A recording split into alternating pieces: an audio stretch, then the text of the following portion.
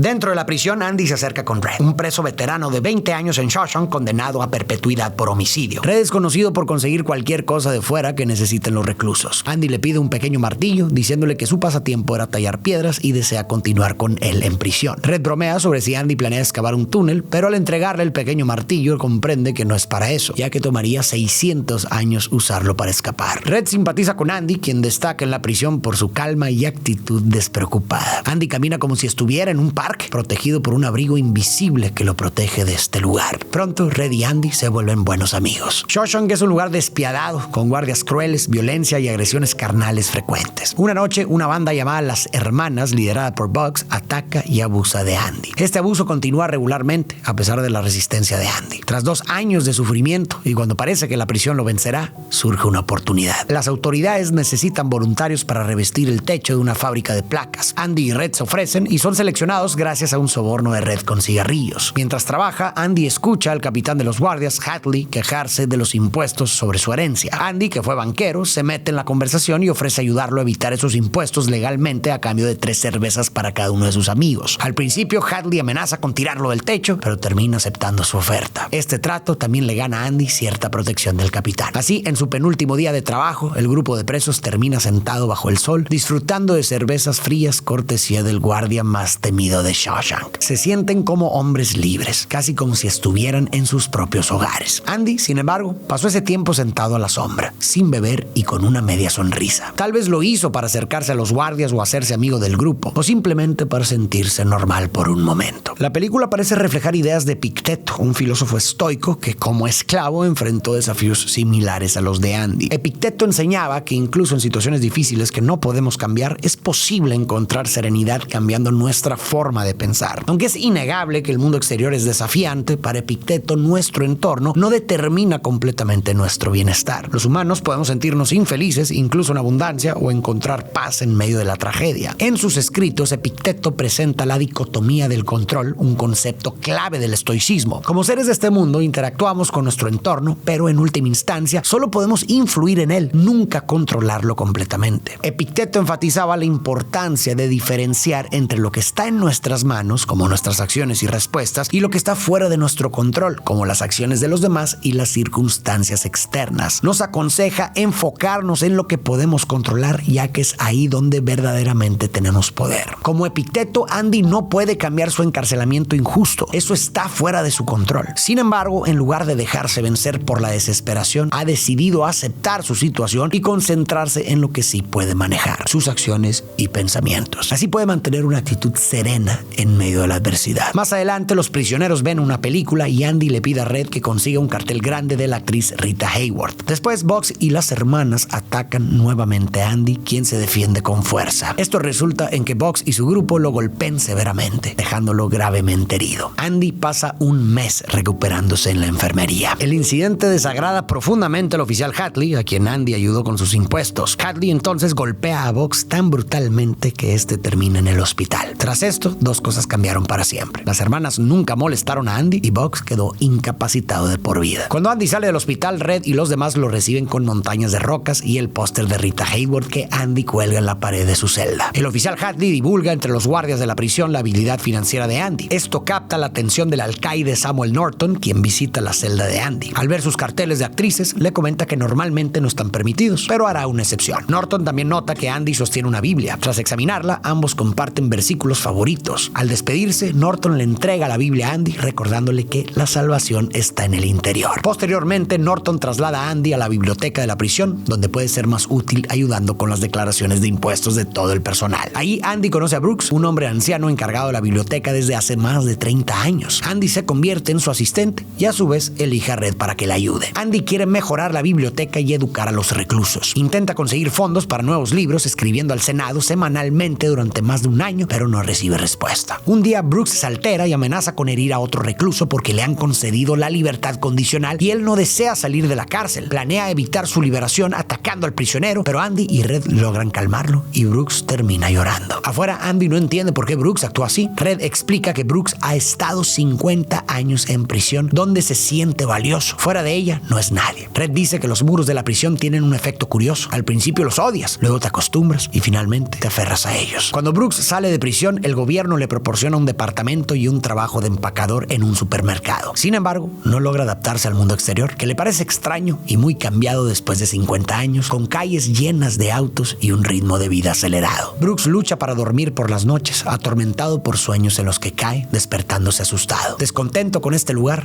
ha decidido no quedarse. Graba en la madera de su habitación: Brooks estuvo aquí, y después se cuelga. Más tarde, Hadley lleva a Andy a un despacho repleto de cajas de libros y una carta anunciando que el gobierno ha accedido a aportar $200 y libros usados para la biblioteca de la prisión, y le piden que no envíe más cartas. Aunque contento por el éxito tras 6 años de insistencia, Andy decide enviar ahora 2 cartas por semana. Un guardia le pide a Andy que ordene los libros mientras él va al baño. Entre ellos, Andy encuentra un disco de las bodas de Fígaro y lo pone a sonar. Conecta el reproductor a los altavoces de la prisión, encierra al guardia en el baño y se sienta a disfrutar mientras la ópera resuena por todo el lugar. Los prisioneros se detienen a escuchar, cautivados por la melodía que brevemente los hace sentir libres. El alcaide Norton llega furioso y ordena a Andy apagar la música, pero este responde subiendo el volumen. Hadley rompe el cristal con su porra y detiene a Andy, quien termina en aislamiento por 2 semanas. Al regresar, Andy les cuenta a sus amigos que las semanas no fueron difíciles, ya que tenía la música en su mente todo el tiempo. Explica que la belleza de la música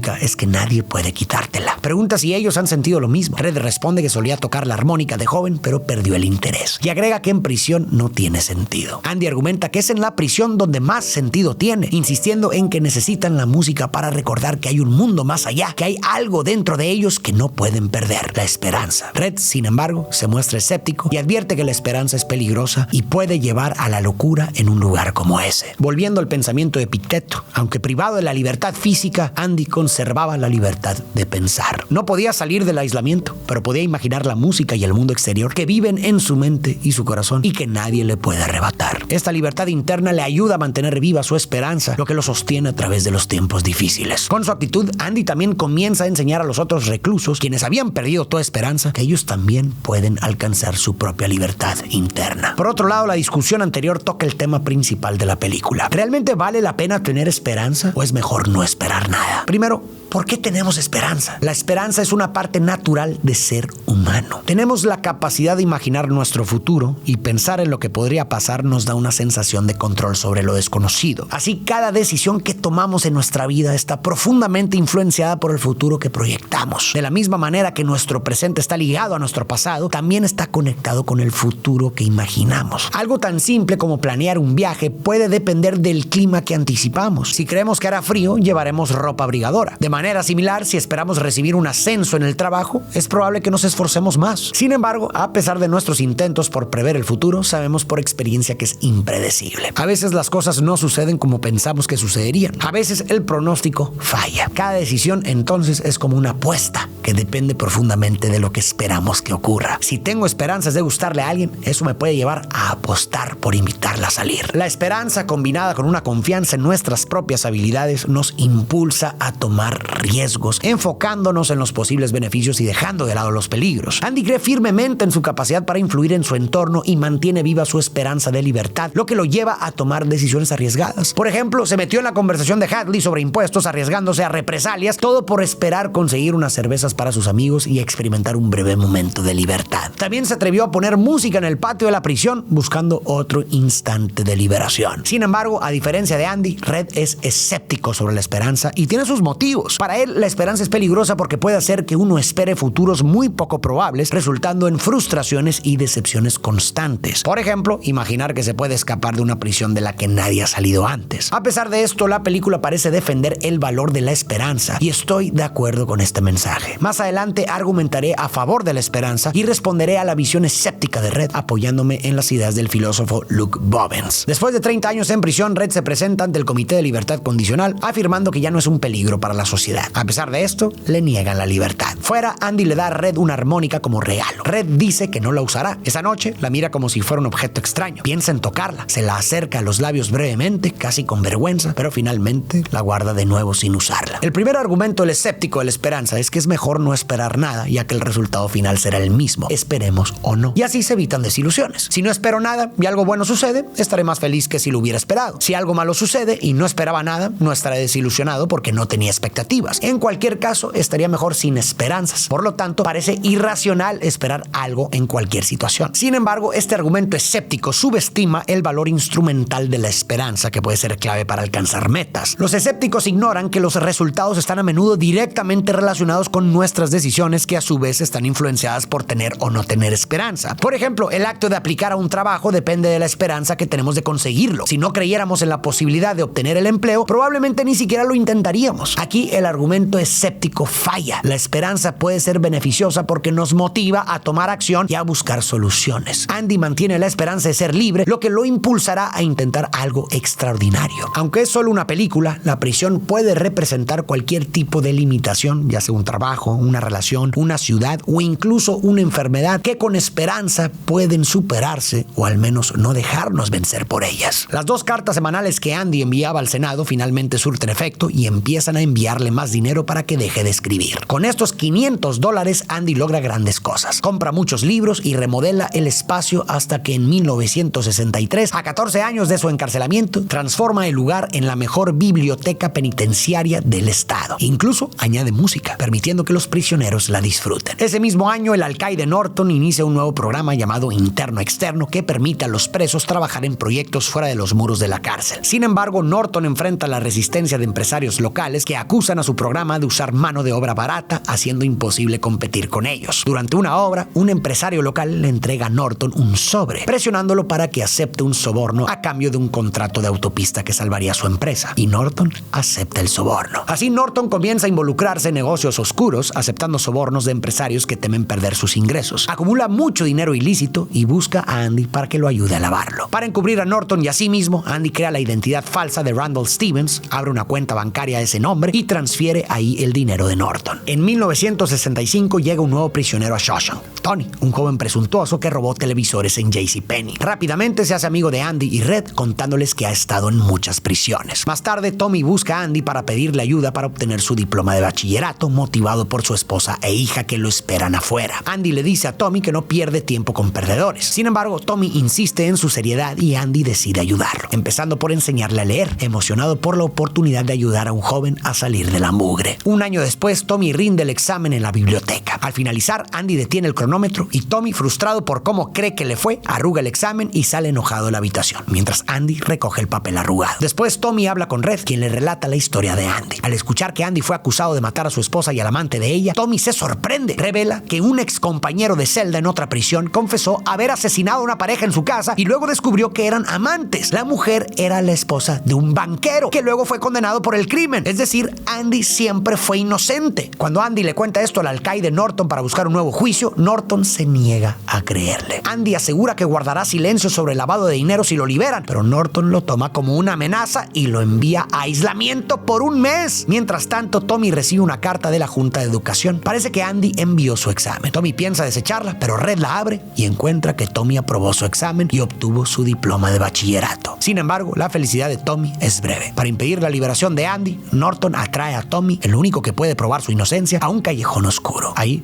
da la señal para que el guardia Hardy dispare a Tommy. Norton visita a Andy en aislamiento y le explica que tuvieron que eliminar a Tommy porque intentó escapar, mostrando falsa pena. Andy se niega a seguir ayudando a Norton en sus negocios sucios, pero Norton lo amenaza diciéndole que si deja de ayudarlo, lo tratarán peor que nunca. No tendrá protección de los guardias y destruirán la biblioteca que Andy tanto ha esforzado en armar. Al irse, Norton le impone un mes más de aislamiento. La injusta muerte de Tommy lleva a Andy al borde. Tras 2 meses en aislamiento, mantiene su compostura tranquila y fría, aunque sus compañeros lo notan diferente. Le promete a Red que un día saldrá de la cárcel y se irá a Zihuatanejo, un pueblo costero en México, donde abrirá un hotel y reparará un viejo barco para navegar. Le pide a Red que se una a él, pero Red duda, sintiéndose incapaz de manejar la vida fuera de prisión después de tantos años. De repente, Red se frustra y desestima el sueño de Andy, llamándolo un shitty pipe dream, pues México está lejos y ellos están atrapados. Andy reconoce la dura realidad, pero insiste en que al final la vida se reduce a una decisión simple: dedicarse a vivir o dedicarse a morir. Antes de marcharse, Andy le hace un último pedido a Red. Si logra salir, que busque una caja que escondió en una ubicación bajo una roca volcánica negra. Andy parece deprimido y pide una soga a un amigo, lo que preocupa a Red, temiendo que Andy piense en eliminarse. Esa noche, Andy trabaja para Norton, organiza sus papeles y coloca una carpeta en la caja fuerte oculta del alcaide. Lustra los zapatos de Norton y finalmente vuelve a su celda con la soga. Al día siguiente, cuando abren las celdas, Andy no aparece. Los guardias corren hacia su celda y quedan impactados al llegar. Mientras tanto, Norton encuentra que sus zapatos han sido cambiados por unos viejos y gastados. Norton entra a la celda de Andy, enfurecido, arroja una piedra contra un póster de una actriz y la piedra atraviesa el papel, revelando un agujero en la pared. Andy ha escapado. Es cierto que a veces la esperanza no influye directamente en los resultados. Esperar que no llueva para poder realizar un picnic con alguien especial no ayudará a conseguir un cielo despejado. Pero lo que el escéptico pasa por alto es que nuestras esperanzas son mucho más flexibles de lo que creen. Nuestras expectativas suelen responder a esperanzas más fundamentales. Por ejemplo, esperamos que no llueva no solo por el picnic, sino porque también esperamos pasar tiempo con alguien especial. Al reconocer cómo nuestras esperanzas están conectadas entre sí, podemos reflexionar y ajustarlas hacia metas más realistas y alcanzables, de acuerdo con nuestras capacidades y circunstancias. Si es muy probable que vaya a llover, podríamos depositar nuestras esperanzas en algo que no dependa del clima. En la película, la esperanza de Andy de salir de prisión estaba vinculada a la esperanza de construir un hotel en Zihuatanejo. Inicialmente su plan era cavar el túnel, pero cuando Tommy apareció y mencionó conocer al verdadero asesino, Andy cambió su esperanza a obtener un nuevo juicio. Tras la muerte de Tommy, Andy reajustó su plan nuevamente y volvió a concentrarse en el túnel. Adaptó sus esperanzas a las circunstancias cambiantes hasta que finalmente logró escapar. Este ejercicio nos puede ser muy útil. ¿Cuáles son nuestras esperanzas? ¿Deberíamos recalibrar algunas de estas para alinearlas mejor con nuestras capacidades y circunstancias? Andy había tallado la pared de su celda con paciencia por casi 20 años, escondiendo los restos en el patio de la prisión. En la noche de su fuga, intercambió su carpeta y Biblia por las de Norton y tomó sus zapatos. Entró al túnel que cavó y con una piedra rompió una tubería de aguas residuales. Se arrastró 500 metros por la mugre hasta un río, donde se quitó la ropa y extendió los brazos bajo la lluvia. Cuando Andy compartió su sueño de ir a Zihuatanejo con Red, este último lo desestimó llamándolo un shitty pipe dream. Shitty significa excremento y pipe significa tubería. Así que Red estaba comparando el sueño de Andy con una tubería de desechos. Resulta sumamente simbólico entonces que el acto final de Andy para escapar de la prisión involucre precisamente romper y avanzar a través de una tubería de este tipo. La tubería y la suciedad pueden verse como las presiones y dificultades que pueden aplastar nuestra esperanza, especialmente en un lugar tan desolador como la prisión. Pero frente a esta intensa desesperanza, Andy encontró una esperanza invencible dentro de sí mismo, empujando de vuelta. Andy eligió la esperanza y se dedicó a vivir. Al romper esa tubería y avanzar a través de ella, emergió a la lluvia que lo limpió, superando la desesperanza que lo rodeaba y finalmente alcanzando su libertad. Norton revisa su caja fuerte y descubre que Andy ha sustraído todos sus documentos, dejándole únicamente su Biblia. Al abrirla, encuentra un mensaje de Andy. Tenías razón, la salvación realmente se encuentra en este libro, junto con un hueco donde escondía el martillo usado para cavar su túnel. Posteriormente, Andy utiliza la identidad falsa que había creado, Randall Stevens, para retirar todo el dinero de Norton del banco y expone la corrupción del alcaide a la prensa local. La policía llega a la prisión y arrestan al guardia Hadley, pero antes de capturar a Norton, el alcaide se elimina. Andy es visto frecuentemente como una figura similar a Cristo. Es un hombre condenado injustamente que frente a grandes adversidades no buscó su propio beneficio. Al igual que Jesús, Andy se rodeó de los marginados de la sociedad, en este caso sus compañeros prisioneros, a quienes ofreció esperanza y dedicó su tiempo a mejorar sus vidas. Su escape también es simbólico en este sentido. Andy se arrastró por una tubería sucia y emergió limpio por la lluvia, evocando un tipo de resurrección. Además, su fuga también desencadenó el juicio y la caída de los corruptos que lo encarcelaron injustamente. Red continúa su vida en Shawshank, contento por la fuga de Andy, pero triste por su ausencia. Piensa que algunos pájaros no están hechos para estar enjaulados, pues sus alas son demasiado brillantes. Y cuando se liberan, te alegras de que no estén encarcelados, pero aún así, tu mundo se siente más vacío sin ellos. Tiempo después, Red solicita libertad condicional tras 40 años. En la audiencia, declara que rehabilitado es solo una palabra inventada y expresa su profundo arrepentimiento por su crimen. Asegura que ya no es quien era antes. Las autoridades entonces deciden concederle la libertad condicional. Cada acción de Andy hacia Red fue deliberada. Andy buscaba restaurar la esperanza de Red poco a poco. Al hacer de Red su asistente en la biblioteca, Andy le demostró que incluso dentro de la prisión había oportunidades para algo valioso. Cuando Red mencionó que había había abandonado la armónica porque no veía sentido en tocarla en prisión, Andy le regaló una nueva. La intención era hacerlo reconectar con algo que alguna vez le apasionó y mostrarle que aún podía encontrar alegría detrás de los muros de la prisión. Además, la promesa de Andy de reencontrarse afuera le reforzó aún más la esperanza. Todas estas acciones que culminaron con la fuga de Andy reavivaron la esperanza en Red y lo motivaron a luchar por su libertad condicional. Red parece estar dándose cuenta de que estaba equivocado al pensar que la esperanza era siempre irracional y empieza a reconocer su valor. Pero antes de convencerse por completo, tendrá que enfrentar un último desafío. Red se muda al mismo departamento que Brooks ocupó y descubre el grabado "Brooks estuvo aquí" en el techo. También trabaja en el mismo supermercado, enfrentando dificultades para adaptarse al mundo exterior. Siente que no logrará adaptarse y piensa en lo mismo que Brooks. Pero solo una cosa lo detiene: la promesa hecha a Andy. Red entonces